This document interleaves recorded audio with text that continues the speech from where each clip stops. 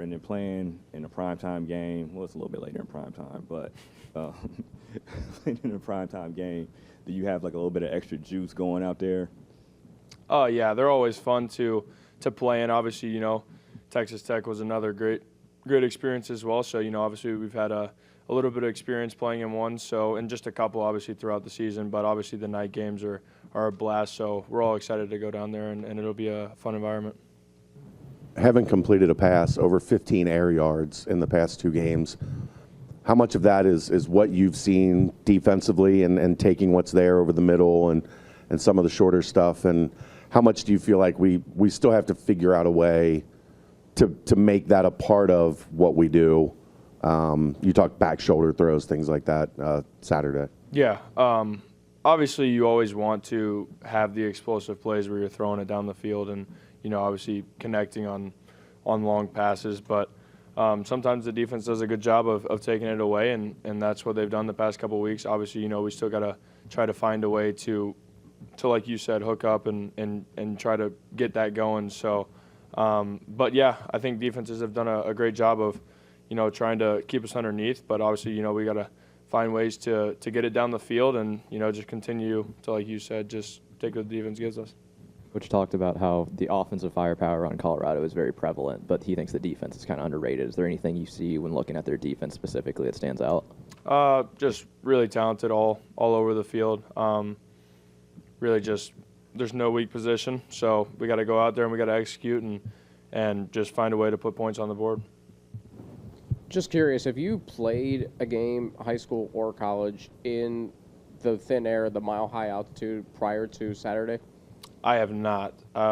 Obviously, being from Texas, you don't have that kind of altitude. But I've been to Colorado obviously a few times. Haven't played a game in it, so this will be a first for me. But just excited for the experience to get down there, and obviously it's a beautiful campus and beautiful stadium and environment. So I'm just excited to get down there and experience it. How much has things changed in terms of moving Tony into the slot and being able to have him and Jamoy on the field at the same time? It seems like you kind of have a growing comfort with those two guys that they're going to be where they need to be. Yeah. Obviously, it was tough for Tony to have to change positions and learn a new position, but obviously, he's done a great job of it, and it's been huge for us because he's been a very big help for us on offense as far as the passing game and running game goes, because he's been doing a great job blocking as well, and obviously with some motion stuff he's been doing a good job of. So, but yeah, it's been huge for us to have all of our weapons on the field at once, and we just got to continue to find a way to get those guys the ball. Where does your composure stem from? Where do you trace that back to as an athlete? To be honest, I have no clue. I just always kind of, once I'm out there, I just feel comfortable out there. It could be from playing baseball, just knowing that, there's a good chance you're going to make mistakes, and you just got to, just stay even keel and just find a way to bounce back regardless of what happens. And don't ever get too high, don't ever get too low, and just, have fun while you're out there. That's what it's all about. You committed here coming off of a tough season.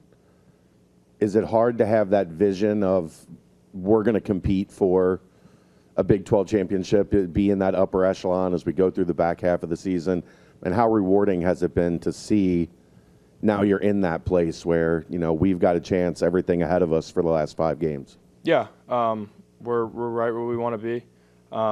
Obviously, a couple of different plays here and there, and we could be undefeated. So we just got to keep that same hunger and mentality throughout the rest of the year, knowing that if we went out, we control our own destiny. And like you said, obviously going into the off season, it wasn't the season that everybody had hoped for last year, but just the vision that they have for this place and this program, I believed in it, and obviously a bunch of the other players have bought in as well. Everybody that we have in the program, so we all feel good about where we are, but we're not satisfied, and we want to continue to win. But I think it just speaks of our character on this team, and we're willing to do whatever it takes to find a way to win. How much do you credit that stuff to the leadership group that was in place? There's been a lot of talk about Kandra and Corleone and Kiner and those guys kind of setting the tone in the offseason. Yeah, having those older guys back that have been here for a few years or a couple years, or even, just with being Kandra's first year, for example, just, obviously knowing what this program can be and just kind of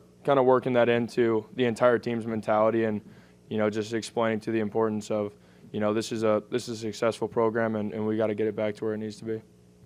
Does knowing that Shador Sanders is on the other side, is that something you think about going into this game in your preparation? Does that get your competitive side a little more amplified, knowing he's on the other side as the quarterback?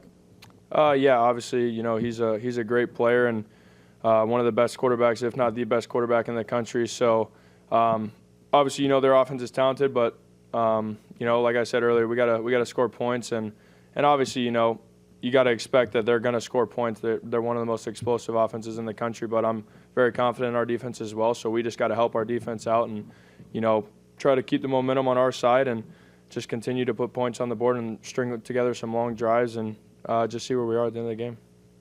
You had a left guard in Evan Tengestal that hasn't played a whole lot of high major football that gets tossed in there in a pretty big game against Arizona State. How well did he do, and how much does that show the confidence that you guys have in Coach Cardwell on that offensive line, that you're able to throw somebody like that in there and he performs? Yeah, that was great to see. Obviously, being a young guy who hadn't had any true game experience, big game experience, and he stepped up in a big way and was very, very helpful for us and did a great job up front when he was in. So just knowing that we have that. Just in him and a couple other guys as well, just knowing that we could swap some guys in and out and they can do the job and just find a way to keep the offense going. But, all the credit goes to him. He did a great job. Sad said he knew within 10 yards that Evan Pryor was in the clear and gone for a touchdown. How quick did you know that was 6? I can't remember exactly, but I threw the hand up pretty early. Once I saw him make that cut and I turned my head around, I was like, it's going to be tough to catch him. He's pretty dang quick. So, it was a great run by him. Great job blocking it up by all the O-line and everybody there, but especially Jamoy down the field and, keeping that guy out of it. But it was a great run by Evan. Any other questions? Thanks, Brendan. Thank you all.